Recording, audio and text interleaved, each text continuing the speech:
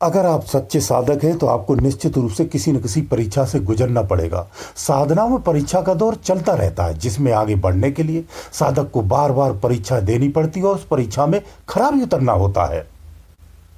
लेकिन विडंबना यह है कि अक्सर परीक्षा के उपरांत ही हम पता कर पाते हैं कि भगवान हमारी परीक्षा ले रहा था, जबकि जब भगवान परीक्षा ले रहा होता है उस समय हमें पता नहीं होता है। वास्तव में भगवान तो एक लंबे समय से हमारी परीक्षा ले रहा होता है। इन परीक्षाओं में कुछ लोगों का मानना है कि भगवान गुप्त रूप से परीक्षा लेता है, लेकिन वास्तव में यह है कि भगवान सम्मुख होकर के ही परीक्षा लेता है, क्योंकि जितनी घटनाएं दुर्घटनाएं जो आपके साथ गुजरती हैं वो सारी आपके सम्मुख ही होती हैं और आपके ऊपर ही होती है, आपके जीवन में होती हैं। अज्ञानता के कारण हम इसे समझ नहीं पाते हैं। फर्क सिर्फ इतना ही होता है। इन साधनाओं में विवेकी साधक जो होता है वो परीक्षा पार करके आगे बढ़ जाते हैं। बौद्धिक क्षमता वाले यानी जो कच्चे साधक होते हैं वो घबरा कर इन साधनाओं को छोड़ देते हैं। इसमें कुछ साधक तो ऐसे होते हैं, जबकि कई साधक ऐसे होते बल्कि कुछ नहीं, हमेशा हमेशा के लिए साधनाएं छोड़ देते हैं। इसलिए परीक्षा के हम योग्य होते हुए भी कभी कभी हम परीक्षाओं में फेल हो जाते हैं और परीक्षाओं के दौर में ही फंसे रहते हैं। बहुत सारे साधक तो ऐसे हैं कि मनगढ़ंत साधनाएं करके अपनी आंतरिक ऊर्जा को जगा लेते हैं। उनके जीवन में इतना उथल पुथल हो जाता है कि उनका सामाजिक जीवन डिस्टर्ब हो जाता है, मानसिक रूप से भी कभी कभी डिस्टर्ब हो जाते हैं। उनका निजी जीवन पूरी तरह से बिगड़ जाता है। फिर वो साधना को उन्नति के नहीं, उस साधना में जागृत ऊर्जा को शांत करने और कंट्रोल करने के उद्देश्य से इधर उधर भटकते रहते हैं, बाबाओं के चक्कर काटते और ठगे जाते हैं। अगर साधना से पहले वास्तव में किसी ज्ञानी को या किसी उस्ताद को आपने उस समय खोज लिया होता तो ये बुरे दिन आपको नहीं देखने पड़ते। ये आपको समझना चाहिए।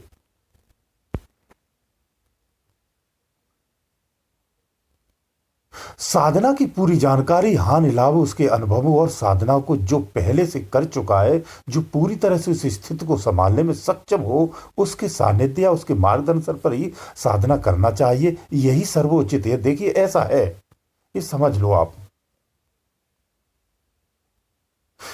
जब कोई भी परीक्षा आप करते हैं, बहुत ध्यान से सुनना आप, कोई भी परीक्षा हो सबसे पहले आपके मन को, आपके भावों को, आपकी इच्छाओं को, फिर आपकी श्रद्धा को, फिर आपकी साधना को, फिर उसके बाद फिर आपकी दिनचर्या को, अंत में आपके ध्यान को प्रभावित करती है और विचलित भी करती है।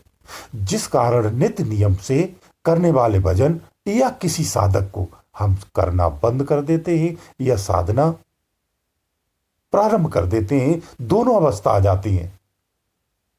जो साधक बंद कर देते हैं वो अपनी निज यथा स्थिति में आ जाते हैं, जो प्रारंभ रखते हैं अपनी स्थिति यथा स्थिति को पार कर जाते हैं। परीक्षा के समय ये कुछ इस प्रकार के संकेत होते हैं, इन्हें आप ध्यान से सुनिए। क्या क्या संकेत होते हैं ये समझिए। मन में जो है आपके तेजी से अकारण ही या फिर किसी घटना से, विशेष घटना से या छोटी घटना से या बहुत बड़ी घटना से अश्रद्धा जागृत हो जाती है।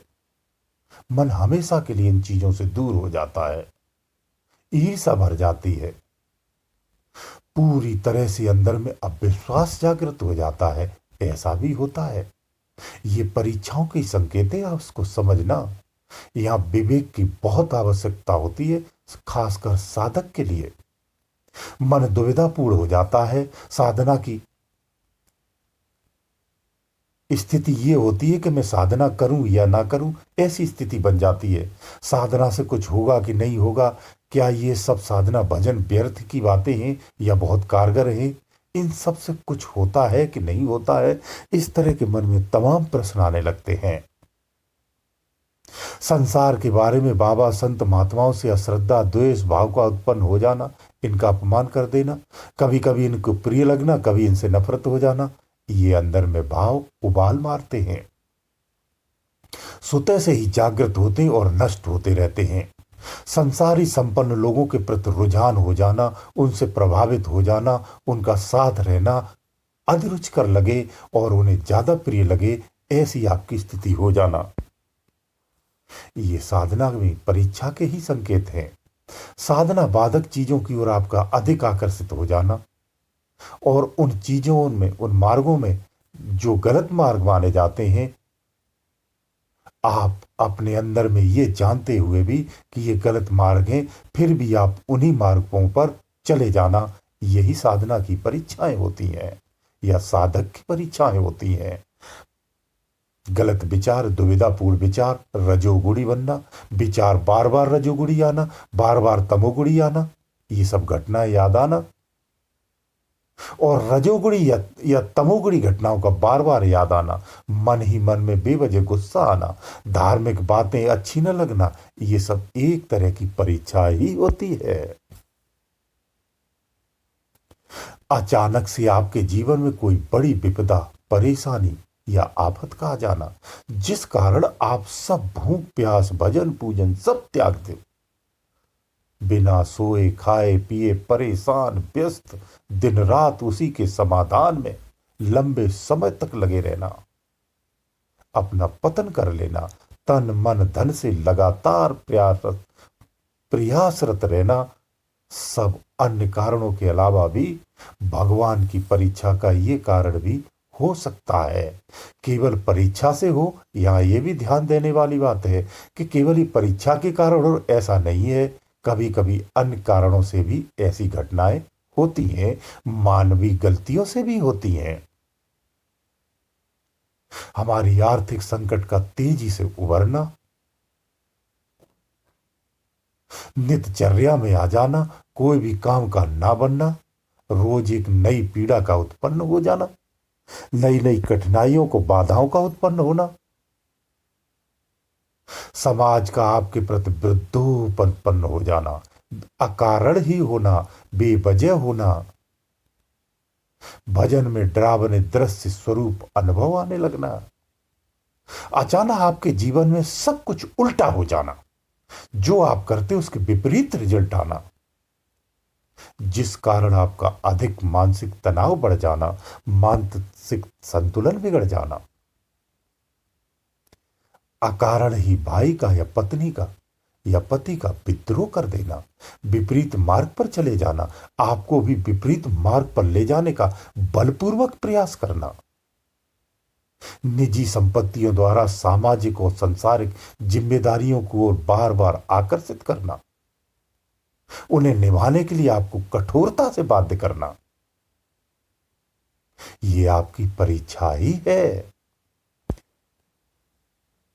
कुछ मानसिक चीजें होती हैं, जैसे मन का उदास रहना, व्याकुल रहना, अकेलापन महसूस होना या महसूस करना, अवसर होने के उपरांत भी भजन में ना बैठना, भजन में मन ना लगना, धार्मिक चीजों में मन ना लगना, असंग रहना, अच्छा न लगना, कुछ भी न सोचना, मस्तिष्क का बंद जाना, सोचने समझने की शक्ति पर अंकुश लग जाना, यह सब साधक की परीक्षाओं का दौर यहां पर इस तरह से चलता है। यह मानसिक स्थिति कभी कभी ऐसी आ जाती है।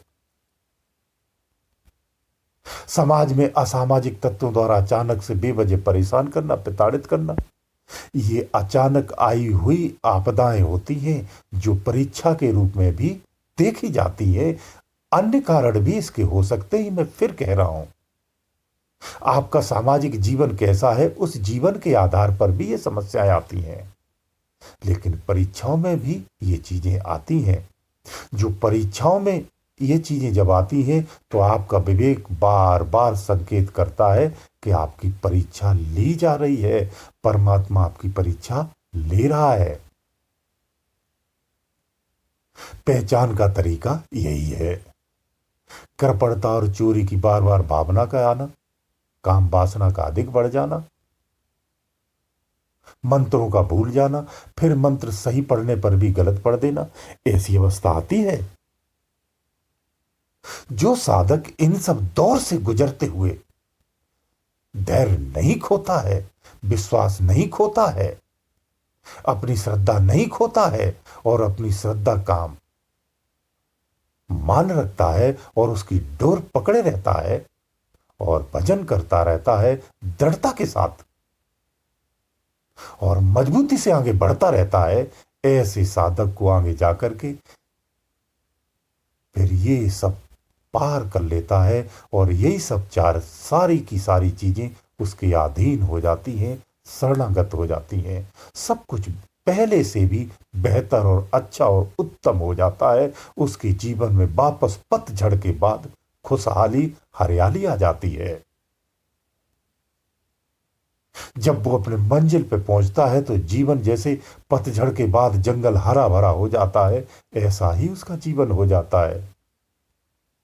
लेकिन ऐसे साधक बहुत बिरले होते हैं, विलक्षण होते हैं, जो सबके लिए संभव नहीं हो पाता है। धैर्य की, विवेक की बहुत आवश्यकता होती है। इसलिए कोई भी साधना करने से पहले अपना विवेक हमेशा जागृत रखें और विवेक का ही प्रयोग करें। जो साधक अपने विवेक का प्रयोग करता है वो हमेशा हर परीक्षा में खरा उतरता है और सफल होता है। परीक्षाओं में बुद्धि विशेष का कोई उपयोग नहीं है, परीक्षाओं में विवेक का ही केवल उपयोगिता होती है।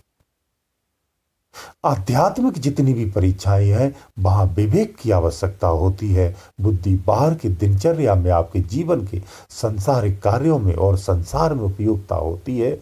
आंतरिक जीवन में बुद्धि नहीं, विवेक की उपयोगिता होती है। इसलिए जो साधक विवेकी होते हैं वही निश्चित रूप से एक न एक दिन अपने मंजिल को प्राप्त करते हैं। गुरुदेव दयालु।